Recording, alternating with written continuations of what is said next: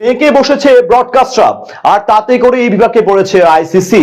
সপ্তাহখানেক আগেও যারা কথা বলেছে জয় শাহের পক্ষ নিয়ে তারাই আজকে কিনা নিয়েছে ইউটার্ন।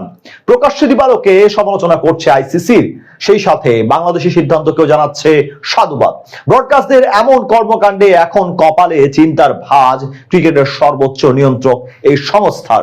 তবে কি লোকসানের বোঝাই কোণঠাসা করবে আইসিসি কে, সেটা নিয়ে বিস্তারিত এই রিপোর্ট। ক্রিকেট বিশ্বকাপ মানেই যে শুধু ব্যাট বলের লড়াই সেটা কিন্তু না। বিশ্বকাপ মানে হাজার হাজার কোটি টাকার ব্যবসা, আর সেই ব্যবসার মূলে শুধু একটা মাত্র ম্যাচ, ভারত বনাম পাকিস্তান। এই ম্যাচটা না হলে বিশ্বকাপ যেন মুকুট ছাড়া এক রাজার মতো। এতদিন আইসিসি ভেবেই নিয়েছিল সবকিছু তাদের হাতেই আছে, ভারত যা চাইবে সেটাই হবে। নিরাপত্তার অজুহাত দেখিয়ে ভেন্যু বদল করলে ছোট দেশগুলো মুখ বুজে সব মেনে নেবে, এটা ছিল পুরনো গল্প। কিন্তু এবারকার গল্পে অবশ্য আবির্ভাব হয়েছে নতুন এক চরিত্রের, যার নাম ব্রডকাস্টার।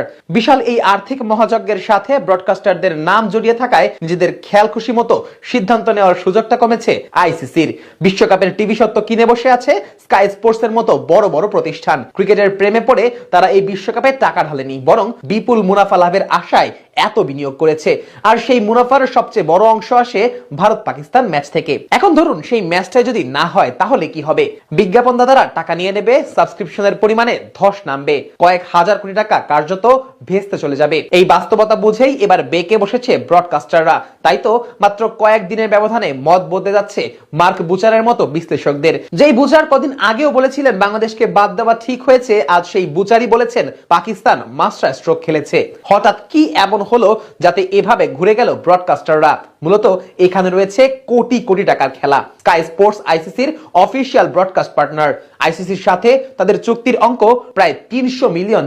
এই টাকা বাঁচাতে হলে বিশ্বকাপে কোনো ঝই ঝামেলা চাইবে না স্কাই স্পোর্টস। আর এই কারণেই নাসির হোসেনের মতো সাবেক ইংলিশ তারকারা এখন প্রকাশ্যে আইসিসির নেতৃত্ব নিয়ে প্রশ্ন তুলছেন।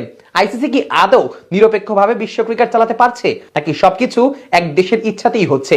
এমন প্রশ্ন করতেও এখন পিছপা হচ্ছে না ক্রিকেটের সব রথী মহারথীরা। এদিকে ইংল্যান্ডের সাবেক তারকা ক্রিকেটার নাসির হোসেন বলেছেন, ভারতীয় ব্যবসায়ীরা যেভাবে সারা পৃথিবীতে ফ্র্যাঞ্চাইজি দল কিনছেন তাতে ক্রিকেটের ভারসাম্য নষ্ট হচ্ছে।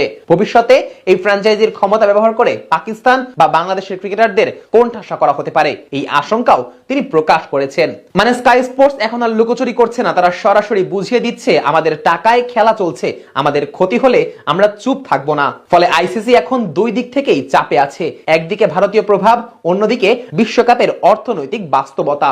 এই প্রথমবার মাঠের বাইরের খেলায় আইসিসি নিজেই ব্যাকফুটে, কারণ ব্রডকাস্টাররা বেশ ভালো করেই জানে ক্রিকেট ছাড়া আইসিসি টিকবে, কিন্তু ব্রডকাস্টিং মানি ছাড়া বিশ্বকাপ টিকবে না। এখন প্রশ্ন একটাই, আইসিসি কি ইগো বাঁচাবে নাকি ক্রিকেটের ভবিষ্যৎ?